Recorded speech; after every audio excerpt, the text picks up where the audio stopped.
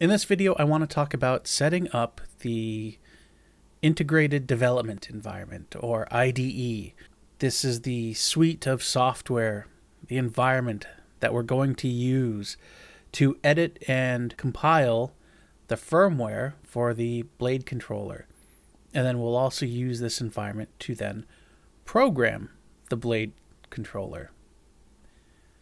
And so we begin here on the blade controller software's GitHub repository, and there is a section in the README, which if we scroll down a ways, that will discuss the blade controller firmware. Now, I've used a couple of different IDEs to compile the firmware, and I'm going to stick with the Arduino IDE for this video. I think it's just going to make things a little easier all the way around for programming the blade controller. Which means the first thing we need to do is get ourselves a copy of the Arduino IDE. So if I go to the Arduino website, I have a menu up at the top here, and I click on Software, and I'm given the option to download the Arduino IDE with a bunch of options on the right hand side here. However, there might be an issue with downloading the latest version. You may discover that you don't want the most recent version of the Arduino IDE. In the Arduino IDE world, a core is a bunch of software and configuration files that tell the IDE how to make software for a certain microcontroller or a certain family of microcontrollers. The blade controller uses an ATtiny 1606. And out of the box, at least at the time that I'm making this video, the Arduino IDE does not support that particular microcontroller. However, somebody else has gone through the trouble of creating a core for the Arduino IDE that will support the ATtiny 1606 and the rest of the family of chips that it belongs to. And this core is called megaTinyCore. And if we go to the GitHub repository for megaTinyCore, we see some important warnings here in the README file, which says right away that the Arduino IDE 2.0 is unsupported. So right away, we don't want to go with the latest version of the Arduino IDE. Further looking down here, it talks about there are problems with newer versions of the Arduino IDE version 1. And if we keep going down further,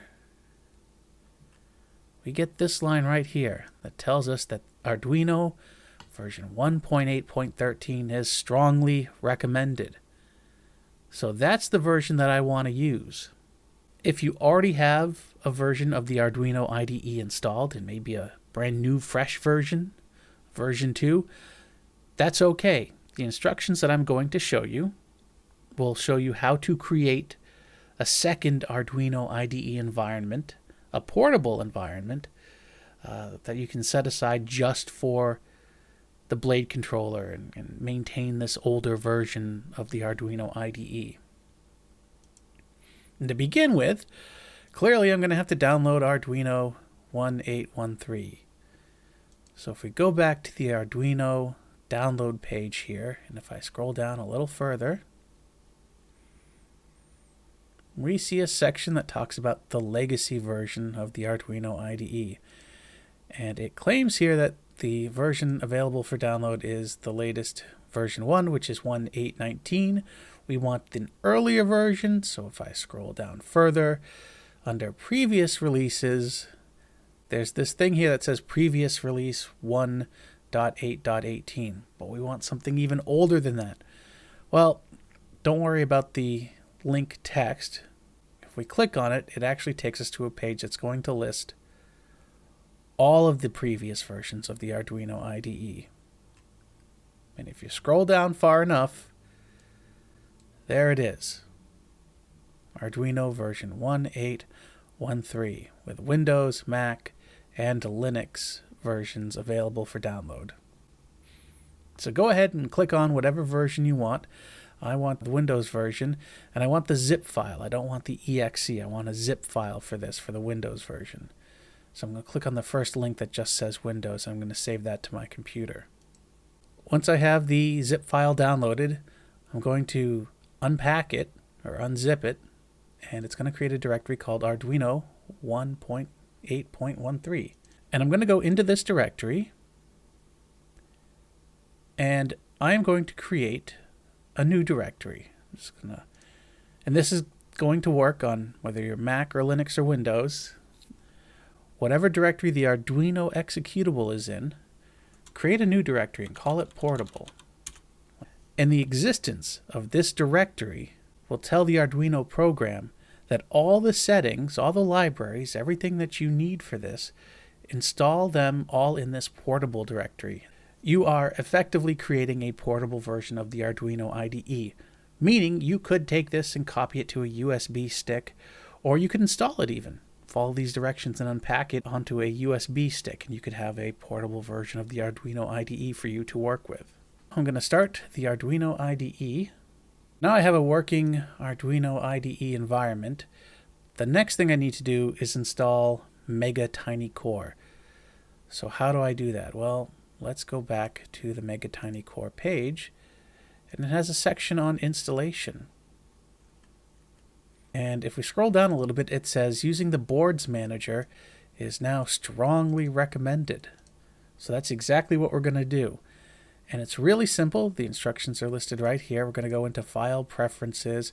We're going to find a section called Additional Boards Manager URLs, and we're going to look, or we're going to paste into that this URL, and that's it.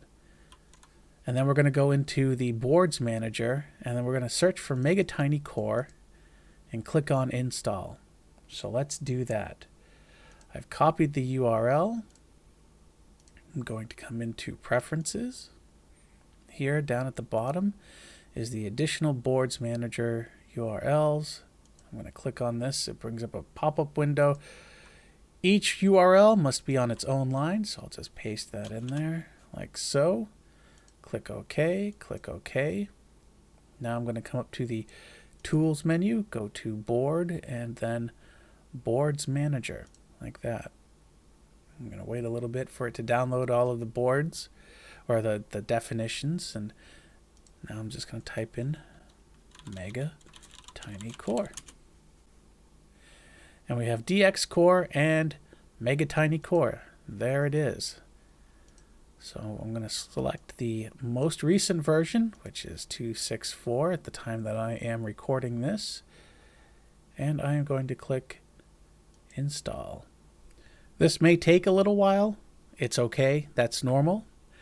It's downloading a bunch of files and setting up an environment where it can compile all of the software that we're going to create into a format that's going to work with the microcontroller, the ATtiny1606, that's on the Blade controller.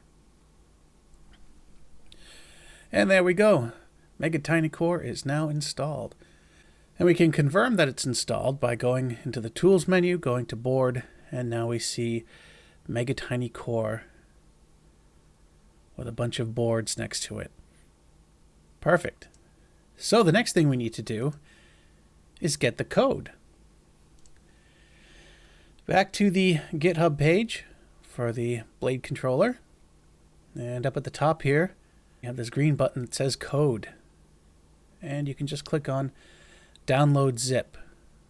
If you are somebody who's familiar with Git, you could use a Git client to download the code using that URL there.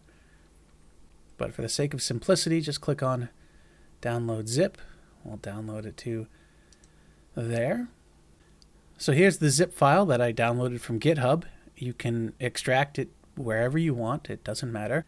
Now, because I downloaded this from GitHub, it's called it the directory Ruthsarian Blade Controller -main.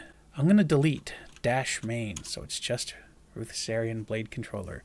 This step will be important. If you don't do this, when you go to open it up, the Arduino IDE is going to yell at you that the INO file's not in a directory with the same name.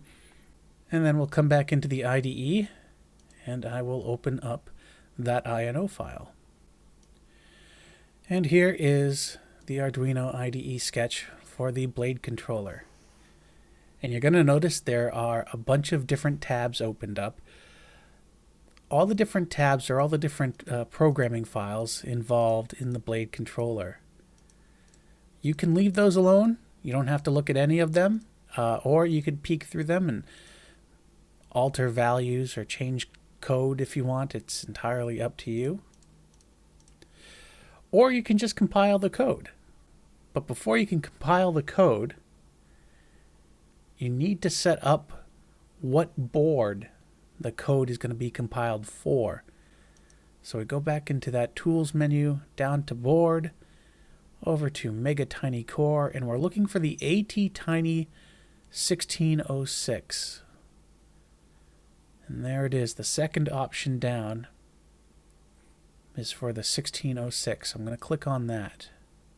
I need to go back into the Tools menu and configure the specifics for the board that I want to compile for. For chip, well, I'm using a 1606, so I need to select a 1606 from the menu. For clock, I'm using the internal clock for this firmware.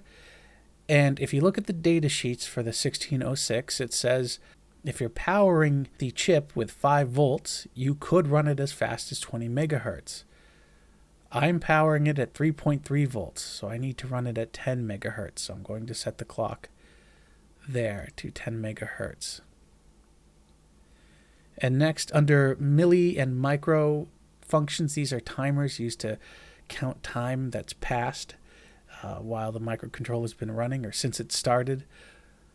I need to change this from the default value down to this TCB0.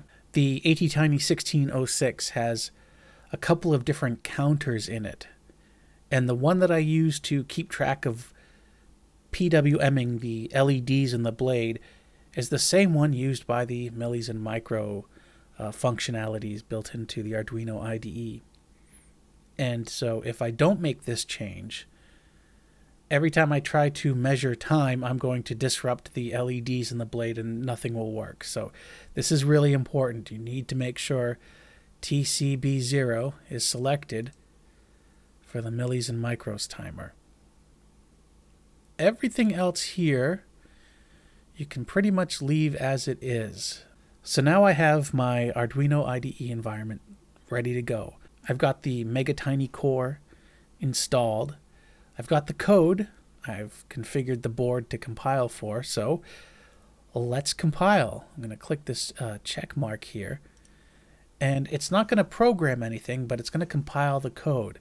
And this will give us an idea of whether or not things are working as they should. And it compiled fine. You can see it's compiled this down into 8 kilobytes of data. Man, that looks pretty good. So we're now at the point where we want to actually program the microcontroller that's on the blade controller. Before we continue, there is one more thing that I need to cover that I forgot to cover. If you look at the first page that appears when you open up the blade controller code here, there are a couple of notice statements here, and they have to do with removing a flag from the compiler that will be used by default when the code gets compiled. This flag, this -mrelax, will cause the code that it generates to not work correctly on the ATtiny 1606. If you skip this step, it'll compile fine, it'll program fine, your blade will work fine, except if you try to use any of the special features like the changing colors or adding flickers or animations to the blade. Those won't work. You will try to turn the blade on and off many times to get into all these different settings and modes, and it won't work. And the reason it's not working is because you forgot this step. And you just need to complete the step outlined here, recompile, reprogram your blade controller, and everything will work fine. So what do we need to do? We need to get rid of this -mrelax flag. Well, where is that stored? Wherever megaTinyCore has been installed on your computer, inside there will be a couple of files called boards.txt and platform.txt. And depending on what version of megaTinyCore you have, you will need to update one or the other, and I'll walk you through both. So you'll be okay regardless of what version you have. So the first step is to figure out where megaTinyCore was installed. If you installed the Arduino IDE and did not create that portable directory, then somewhere within your user directory is going to be a Arduino specific directory that has all of the settings and all of the packages and cores that you install for the Arduino IDE. If you're on a Windows machine, it will typically be located here in this local app data directory. But because I created that portable directory, all I have to do is go into that portable directory and then packages, megaTinyCore, hardware, megaAVR, 264. That's the version that I have installed. You might have a different version installed. That's okay. And here are the two files that I need to worry about, platform.txt and boards.txt. So let's go back into the Arduino IDE, and we see that we need to open up platform.txt and find a line that begins with compiler.c.elf.flags. So I'm just going to copy that, come over here, open platform.txt in a text editor, and search for it. And it found it. Here it is, compiler.c.elf.flags, and I'm looking for something in this line that says mrelax. And if I keep going to the right, keep going to the right, keep going, and right at the end there it is. Now I could just delete that, save the file, and be done, but with newer versions of megaTinyCore, they're importing this mrelax flag from another file, and so we could actually edit the other file, which has settings for all the different cores, different chips, and only change the one for our chip. Thus, this mrelax flag can continue to be used with other programs later on. It's your call. It's up to you. You can just delete that, save, and you're done. Or we can go an extra step just to ensure future compatibility with any other projects that we might be working on. So I'm going to leave that there. And I'm going to close platform.txt. Oh, by the way, if you have an older version of megaTinyCore, it won't have this build.mrelax in curly brackets. It will just be -mrelax, and delete -mrelax and save it, and you'll be good to go. And you can skip ahead to the next section of this video. But for those of us with the newer versions of megaTinyCore, there's another step. We go back into the Arduino IDE and we see that newer versions of megaTinyCore have another file called boards.txt. We need to go in there and look for a line that begins with atxy6.build.mrelax. Okay, I'm going to copy that, open up boards.txt, search for that, and there it is. There's the line that we need to change, and all that we need to do is highlight mrelax, delete it, save that file, and now we can come back into the Arduino IDE, and I'm just going to compile that to confirm that everything works. Now you may remember when I compiled this initially, it was only 8 kilobytes. But by getting rid of that mrelax flag, well, now it's gone up to 9 kilobytes in size. That's the effect of getting rid of this one particular optimization. We've increased the size of the program. This is also why I am using an ATtiny 1606. A 1606 has 16 kilobytes of programming space, so we are well within those space limitations.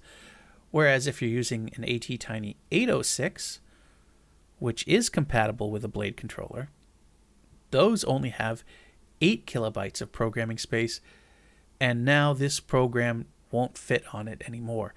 And you're going to need to figure out some way to cut the program size down to get it to fit on an 806, and that means removing functionality.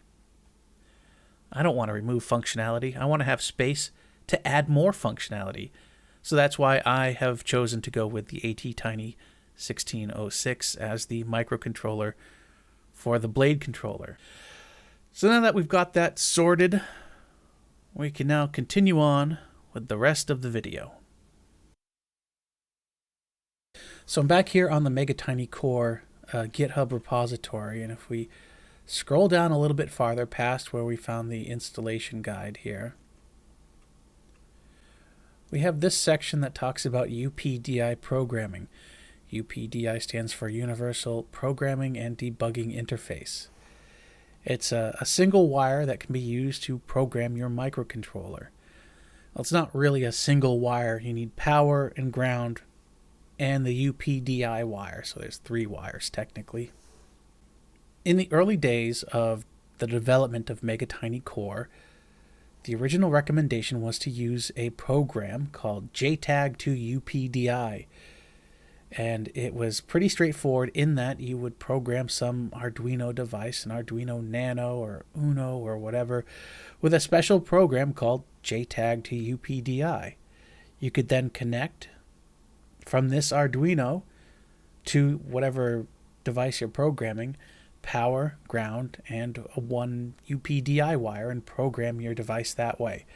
It still works. It's something that I've used a lot, but megaTinyCore now recommends using something different. It recommends using a USB to serial adapter and using a tool called SerialUPDI. So we have 2 options here. We can use SerialUPDI or JTAG2UPDI. My recommendation to you is, if you've got a spare Arduino, the JTAG2UPDI option is fine. If you have a spare USB to serial adapter, use that. If you don't have either, I'd probably go with the USB to serial adapter, just because that seems to be the direction that megaTinyCore is going in. You have options here, and I can recommend one, but there's not necessarily a right and wrong option here. You're just going to have to pick one, try it out, and if you can't get it to work, go for the other one. So where is this JTAG2UPDI stuff? If we go back to the Blade Controller GitHub repository, there's a section called Programming the Blade Controller, and I have a link to the JTAG2UPDI repository here. Here you can download this entire GitHub repository here, just like you did with the Blade Controller repository, and you're going to have to rename the directory you extracted to JTAG2UPDI, and then open up this INO file here, and you can use that to program whatever Arduino device you have with this code to turn it into a JTAG2UPDI programmer. So you have an option here to use the JTAG2UPDI stuff. I, however, will not be going that route. I am going to go with what's recommended now, which is the SerialUPDI programmer. So how do I set that up? In the section on that README file for megaTinyCore, where it talks about using a USB to serial adapter, and we have this SerialUPDI documentation link, which I'll click on. And it talks about the hardware that's involved. And this is something you're going to want to read. You're going to want to go through. It talks about the different types of chips that are used to do the USB to serial conversion and how each one has its own little quirks or issues with it. Scrolling down further, though, it talks about the kind of hardware setup you're going to need. And what you're going to end up needing is a diode and possibly a resistor. And the idea is this. The receive pin on the USB adapter is going to go directly to the UPDI pin on the device you're programming. And then you're going to take a diode, and you're going to have the cathode pointing towards the transmit pin. And it needs to sort of be connected somewhere between the RX pin of the USB to serial adapter and the device you're programming. it might not be a bad idea to breadboard this setup first, see if it works, and then make something more permanent. So that is what we're going to do. Here is a USB to serial adapter that I bought off of Amazon, and I'm going to use this to program this. It's an ATtiny1606 that is sitting on an adapter board so that I can plug it into a breadboard. So let's breadboard a little circuit up. So we need to give this thing power. I plan to use the power rail of the breadboard here. Pin 3 is ground, like so. Pin 4 is power. There we go. I'm going to want to make an LED blink. To do that, I'm going to grab a 2.2K resistor, plug it into pin 7, and then I'm going to attach this LED to ground from that resistor. So now when pin 7 here, which is for the ATtiny1606, that's digital pin 2. When digital pin 2 goes high, this LED should light up, and when it goes low, the LED should turn off. In theory, that's all I need. However, just to be nice to the microcontroller, I'm going to throw in a small 100 nanofarad capacitor across power and ground. That's just a very nice thing to do to your microcontrollers. And I'm also just going to throw in some extra capacitance here just to help smooth out any voltage issues that we have. One more thing. I have this 470 ohm resistor, and pin 19 is the programming pin. I'm going to connect the resistor to that. Why? Because that's what the instructions say to do, that you should have some resistance between your programmer and your device that you're programming. I've programmed these without using a resistor, but just since it's on video, I suppose I have to actually do what I'm supposed to do and follow the rules, so that's what I'm doing here. So now I need to connect the USB to serial adapter to the breadboard, and I'm going to use these jumper wires to do that. I have 4 wires here because we need to connect ground, power, transmit, and receive. So we've got 4 wires here. For ground, I'm going to use the blue colored wire. For power, I'll use the green colored wire. I have the option of both 5 and 3.3 volts. Either one should work. I'm going to go with 5 volts, just because why not. For the receive pin, I'm going to use the purple colored wire, and then for the transmit, I will use the gray colored wire. So that has the USB to serial adapter plugged in. Now I'm going to come over to the breadboard here and make the other connections. Ground is blue, goes in like so. Green is power, goes in like so. There we go. The RX pin, we know, goes directly to the device you're programming, so I'm just going to plug it in right there like so. And then that leaves us with the transmit pin, which the documentation says we need a diode. For the diode, I'm going to use this. This is just a 1N4148. I think any diode that has a small voltage drop of like 0.6 or less volts should be fine. You don't have to use specifically a 1N4148 is all I'm saying. That black band identifies the cathode, the negative side of the diode. That needs to face towards the TX pin coming off of the RX pin. So here's my RX, here's the diode, and now the TX pin will get plugged in right here. And in theory, that is the connection. This is my programmer all set up and ready to go. So I'm going to plug this into my computer now and open up the Arduino IDE and program this and make that LED blink. I'm going to come in where the Arduino IDE is installed and start it up. Here in the Arduino IDE, I am going to go into Examples, Basics, and Blink. this is a sketch that just blinks an LED.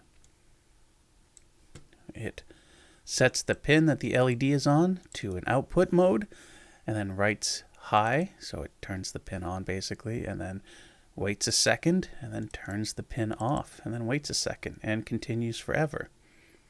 Now, it's using this define called LED built-in, which if you have an Arduino Uno or Nano, you have a built-in LED.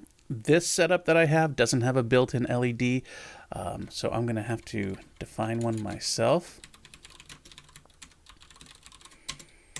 And I said it was on digital pin 2, so we are ready to upload this program to the ATtiny1606 on the breadboard. I'm going to go under Tools, make sure that everything is still selected appropriately. COM port 6, which is where that USB to serial adapter has been selected. And now I need to select a programmer, which I'm going to do by selecting one of these SerialUPDI options. You can also see there's the JTAG to UPDI option if you're using a JTAG to UPDI device instead. There are a bunch of different SerialUPDI options here, and it all has to do with how quickly it tries to communicate and upload the program to the ATtiny1606. You can go with the slow option, and that should be universal. It should work with just about everything. And then you can try faster and faster options. It'll be a little bit of trial and error. I'm just going to go with the slow option. So now we're ready to upload this thing and see if the programmer works. And I'm going to click the upload button.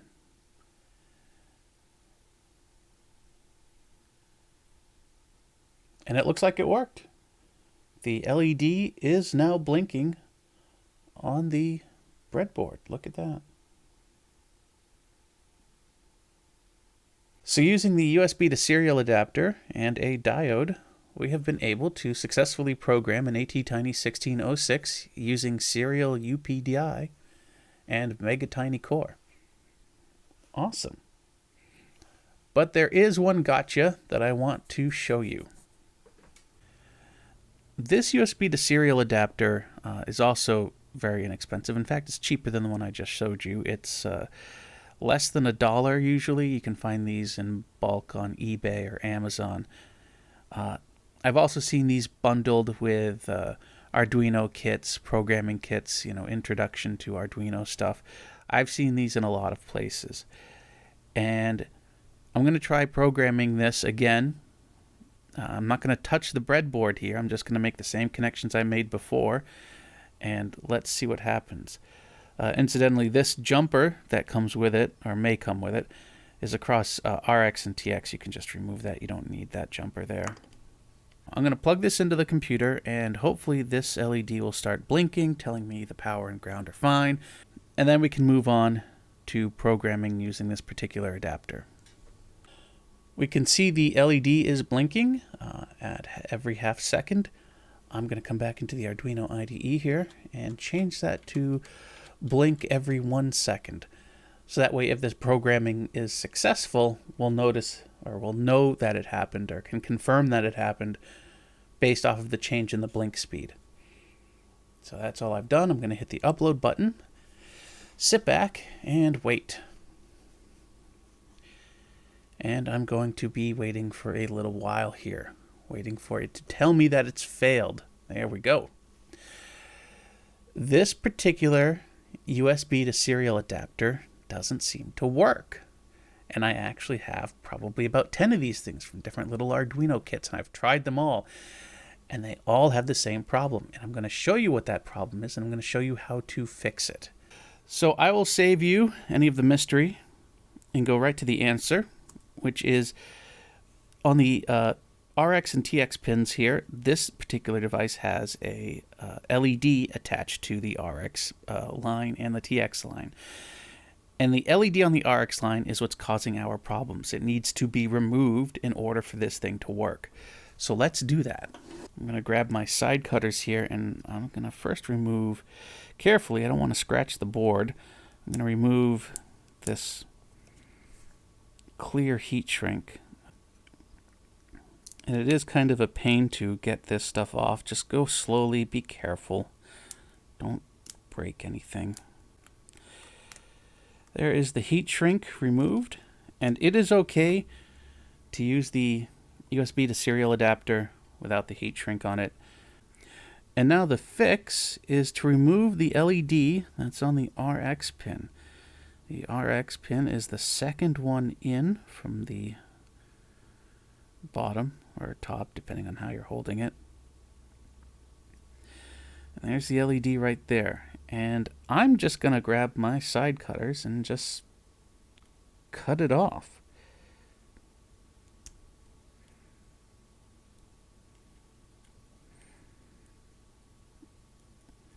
And it's okay if the LED comes out in pieces. All we care about is just getting this thing off the board. And there we go. The LED has been removed. There are little bits of it still there, of the package for the LED. That's okay. It's not a big deal. As long as there's no electrical connection across either side of that LED or what's left of that LED, we're good. All right, so I've made my connections. I'm going to plug this back into the computer, and we should see this LED blinking again, and then we'll try programming it. So there is the LED blinking away. And now I haven't touched anything here. I'm just going to hit upload again. And there it goes. Programmed it fine. And now we can see that LED is blinking much more slowly. So there is our SerialUPDI programming setup. A USB to serial adapter and a diode going from the RX pin to the TX pin, with the RX pin connected directly to the UPDI pin on the ATtiny1606. The resistor here isn't necessary. Again, I'm doing this on video, so I'm trying to do it properly. However, I have since gone and made my own little programming cable. Here it is. Same colors. And you can notice that the gray and the red or purple wires here, the RX and TX, come out to this little band of shrink wrap here, and then coming out the other side, there's no TX. There's no gray wire there. That's because the diode is right in there. So with this setup now, I can take this and plug one end into my USB to serial adapter, like so. And the other end I've wired up into this 3-pin header. Now what's that all about? Here is an assembled blade controller, but it's not on a breadboard, so how do I access the pins that I need to access to program that microcontroller? Well, if we look really closely here, there's a rectangle with 6 gold dots in the middle. Those are the pins. That's your access point, your programming header for the microcontroller. And to access those pins, you need something like this. This is a pogo pin adapter. It has some pogo pins, which are spring-loaded pins here, that are organized in a 2x3 array with a spacing of about 1.27 millimeters between each of them. And it just happens to line up perfectly with those exposed pads on the blade controller.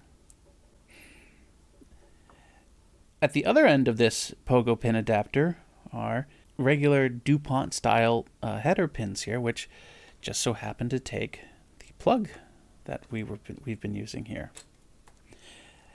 So the idea is pretty simple. You take your wires, you plug them in like so, line it up with your with your programming header on the board, and program away. But this pogo pin adapter, which comes from Electronut Labs, I bought this off of Tindy a couple years ago, and they've been out of stock of these for over a year now. So you may have seen previously on this channel, I did a video on how to make one of these. This is my version of the pogo pin adapter that has a 1.27 millimeter pitch in a 2x3 array, just like what we need for the blade controller. And in that video, I show you where to get the parts and how to assemble one of these. And here's the pin header that we plug into. So to program my blade controller, I'm going to take the USB to serial adapter and the programming cable that I've made that has the diode across the RX and TX pins. Plug one end of it into the USB to serial adapter, and the other end will plug into my pogo pin adapter. Then I'll plug this into the computer. I'll open the blade controller firmware code from the GitHub repository into the Arduino IDE, and I will upload that code to the microcontroller here using this setup. In case you're wondering about the length of the programming cable, yeah, it's a little short. I'm going to have to use a USB extension cable, so that way I have some room here to maneuver when I'm programming it. But before we program the blade controller, there's one more thing we need to talk about, and it's a pretty important thing. The programming header on the blade controller is labeled on the bottom of the PCB. We have VMCU, that's power to the microcontroller, UPDI, that's the programming pin, and then ground. Those are the only three you need to program the microcontroller on the blade controller. There are a couple other pins here though. The RX and the TX pins here on this programming header provide a serial interface, so you can read all the error messages that it's spitting out, so you can figure out why something isn't working. And then the last pin in the middle there is just connected to the data pin, so you can see what commands are coming in, or you could inject your own commands into the blade controller if you wanted. Chances are most people aren't going to concern themselves with those three bottom pins. They only care about the top three, which are the only three that you need to program. That's why my programming cable here only has 3 pins on it. From this orientation, looking at the PCB from below, we can see that power is on the left, programming is in the middle, and ground is on the right. But if I flip this over, well, now it's reversed. Ground is on the left, programming is in the middle, and power is on the right, so you need to sort of keep that in mind. I've got this little orientation dot in the corner of the one of the corners of the rectangle that goes around the programming header in the silk screen, so that sort of, you can use that as a way to orient yourself to figure out where you are. So the pin closest to that dot is power, and then going across it's programming and then ground. So power, programming, and ground, going from right to left. Which means I need to wire up my pogo pin adapter to correctly connect those wires to the programming header. Which also means I need to consider what orientation I'm going to be in when I program this thing, because there's 4 different ways that you could orient the pogo pin adapter to the blade controller. My recommendation is pick an orientation and just stick with it, wire everything up from that orientation, and always program your blade controller from that orientation. The way I orient my pogo pin adapter to the blade controller is to have the blade controller facing up. And the reason I do that is because if it's already been installed in a lightsaber blade, when you take the base of the lightsaber blade apart, this is the part that's going to be exposed. You can just program it right in place. You don't have to pull the blade out or the LED strip out or any of that stuff. You can just all leave it in place. The top side will always be exposed when you take apart your blade. So that's why I program it from the top. So do I come in with the pogo adapter in this orientation or this orientation? And that is sort of up to you. But for me, I come in from this way so that the pogo adapter is over the microcontroller when it's being programmed. From the orientation that we're looking at it right now, the 3 pins on the left are going to be my 3 programming pins. And I know that in this orientation that we're looking at it right now, we know that the top pin on the left is going to be power, the middle pin on the left is going to be the programming pin, and the bottom pin on the left is going to be ground. So I need to make sure I wire this up correctly. I've also got some orientation markers here on the pogo adapter, and the 3 pins on the left at this end correspond to the 3 bottom pins on the pogo adapter. And the dot shows you where that pin 1 is, where the power pin is going to be. So we have power, programming, and ground. So if I take my cable here, we know that power is going to be green and ground is going to be blue. So I am going to plug it in like that. Power, programming, and ground. So take a moment when you're setting this up, when you're wiring this up, take an extra moment to double or triple check that your wiring arrangement is correct. If you try to connect this incorrectly, you could potentially break the microcontroller that's here. So for me, this is how I am going to program it, like that. So let's do that. Let's program this blade controller right now. So I'm going to plug my USB extension cable in like so. I see a red LED on, so it's connected. And all that's left now is to open up the code.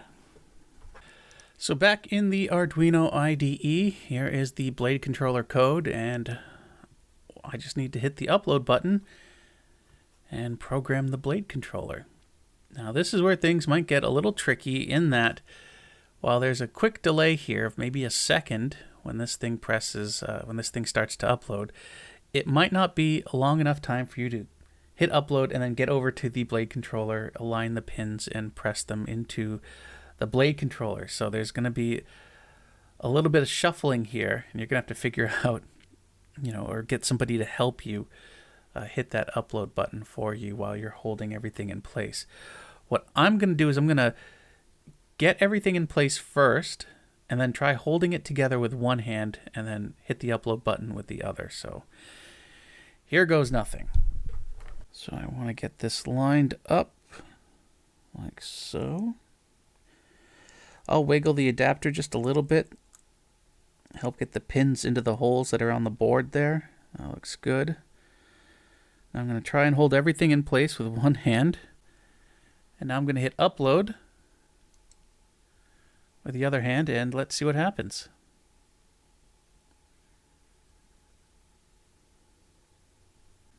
And it said it failed because I have a bad connection, perhaps?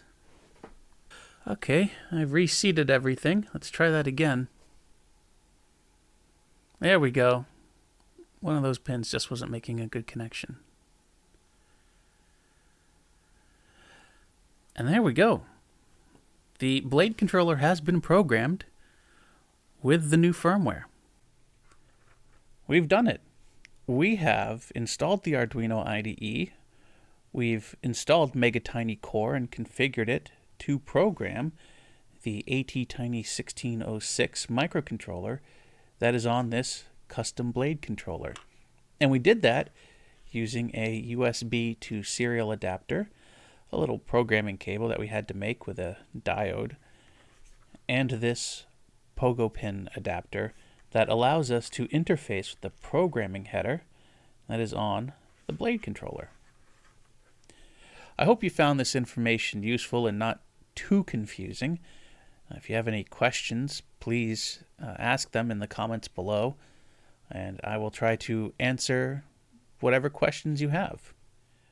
I am working on finishing videos covering how to assemble and install one of these custom blade controllers, and I hope to have those videos out soon. Until then, good luck, have fun.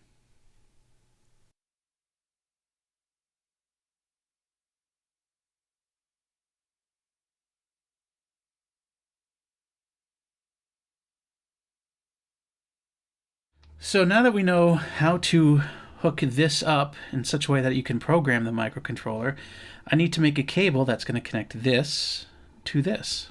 So I've got these DuPont style wires here. You can order these in bulk off of places like Amazon or eBay. So power and ground are going to be simple. We don't even have to worry about them. In fact, I'll just take those apart and throw them off to the side for now. We don't care about that. RX and TX, though, we do care about. I know that I need a diode going from RX to TX, so I'm going to have something a little bit like that. What I also probably want to do is throw in a resistor in series somewhere as well. So do I perhaps wire the diode and the resistor together? I have a little spot here that I can then bring a wire off to the receive pin, and the transmit would connect over here. So let's do that. So I'm just going to actually just twist the diode and resistor together. Throw a little bit of solder on there. Blob away. This is going to be the receive pin. This is going to be the transmit. I'm just going to cut that off like that. Strip this back a little bit. And I want to tin the wire.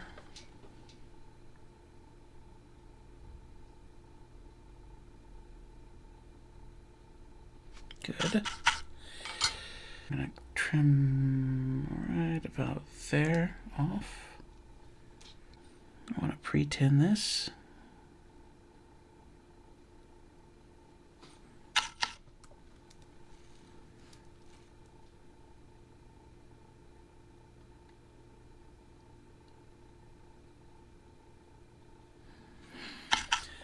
There we go. This wire will come in here and hook in right there. And I'll have the resistor in line. Does everybody follow? So I'm going to trim about right there.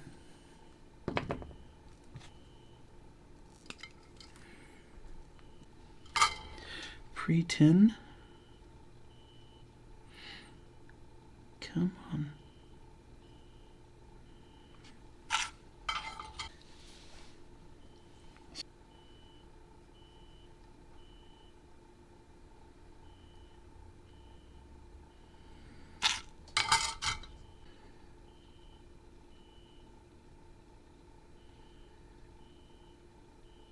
Trim that.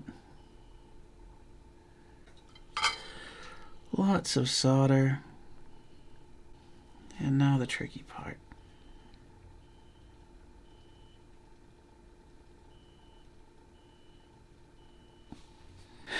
Okay, let's inspect our work. I mean, that looks pretty okay to me.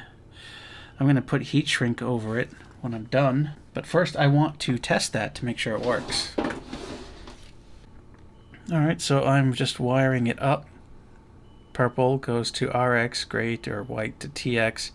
5 volts is green, ground is blue. Come over to this side and I have only 3 pins. And wow, they're almost exactly the same length. And I am ready to hit the upload button. And I'll know this has worked by the output in the Arduino IDE. If it says it connected it and uploaded and it verified, then I'm good. If it says something else, then it's bad. There we go, pinging the device, it's uploading. Done. So I have programmed this microcontroller using the pogo pin adapter and this cable that I've created. So I know the cable is good.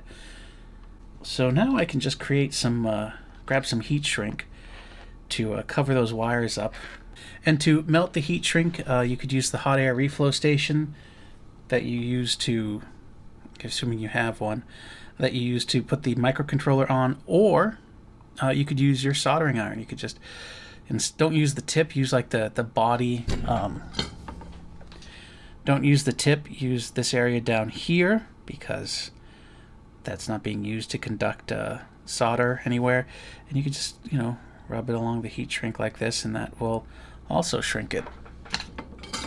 And I think once those two are in place, I'm going to come over it with one more, and it'll look like that.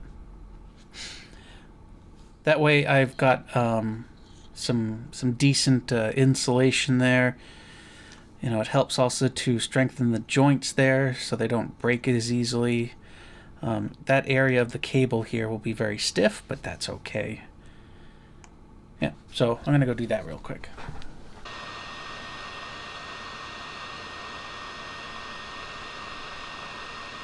And there we go.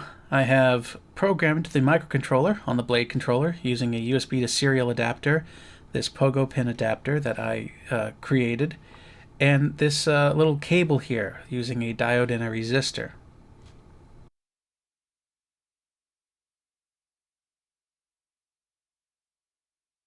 But what about using JTAG to UPDI? Something that's not necessarily going to require you to build a custom cable with a diode and maybe a resistor. Okay, I will demonstrate that as well. So we're going to go back to my ATtiny1606 with the LED that we're going to make blink, and I'm going to use this Arduino Nano. There are a lot of different types of Arduino Nanos out there. They should all work. This one looks a little more complicated just because it's got a separate USB serial adapter down below, so it's got a couple of different crystals on it. Don't worry about it. Your Arduino Nano, which probably only has one crystal on it, is going to be just as suitable as this one, so don't worry. This, by the way, what I'm about to show you will also work with an Arduino Uno, or really just about any of the main Arduino board types that are out there. But in terms of cost, the Nano is probably the cheapest thing you can find. There are lots of clones out there for not a lot of money, so that's why I'm going to use the Nano. I need to go get the JTAG to UPDI sketch and then program this Arduino Nano with that sketch. So let's go over to the internet. And just like we did with the Blade controller firmware, I am going to click on this code button here and then download it. And I'm going to put it into the sketchbook folder of my portable instance of Arduino. And just like before with the Blade controller firmware, I need to rename this folder. It has -master, master being the branch that the code tree was in when I downloaded it. Just delete it, keep it as JTAG to UPDI. I can delete that zip file now. So I'll go into Sketchbook, and there is my JTAG to UPDI sketch that I put there. Here's the code. I have a blank page here. That's okay. All the real code is in all these other tabs here. So I'm going to make sure I configure this. Arduino Nano 328p. Might be the old bootloader. We'll find out. And do I have to pick a programmer? I don't remember. I don't remember if I need to pick a programmer or not, so we're just going to see what happens here. And the uploading is going to time out. Alright, so we'll try old bootloader, see if that makes a difference.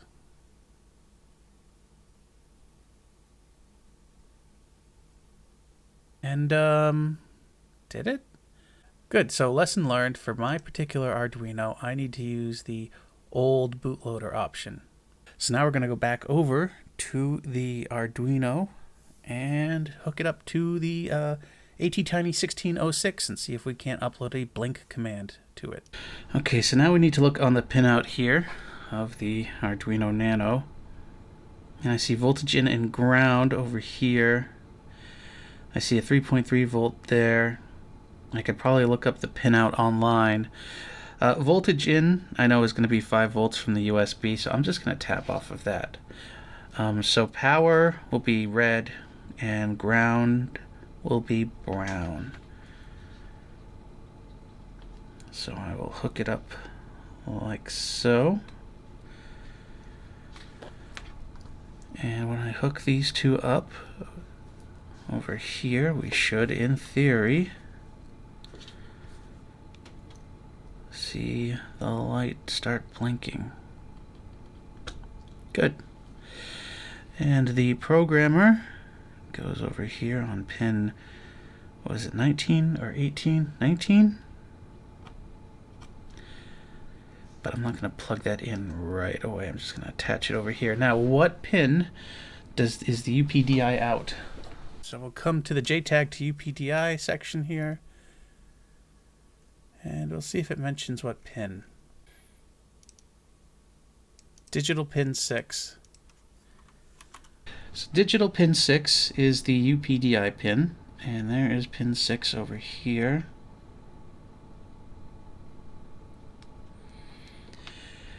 And the programming pin is 19, is it? So I'm just going to connect right to it without a resistor. I probably should have a resistor, but you know what? For our education, let's try it.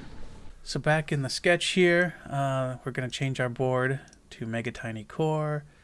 I'm going to change all these settings here to the same settings that I am going to use when I upload my Blade controller, just so everything is set up. Everything looks good. My programmer now, I'm going to change this to JTAG to UPDI. And then I'm going to upload. Here we go. Nothing's happening. So what have I done wrong here? I'm going to go into preferences here, and I'm going to enable verbose output during upload.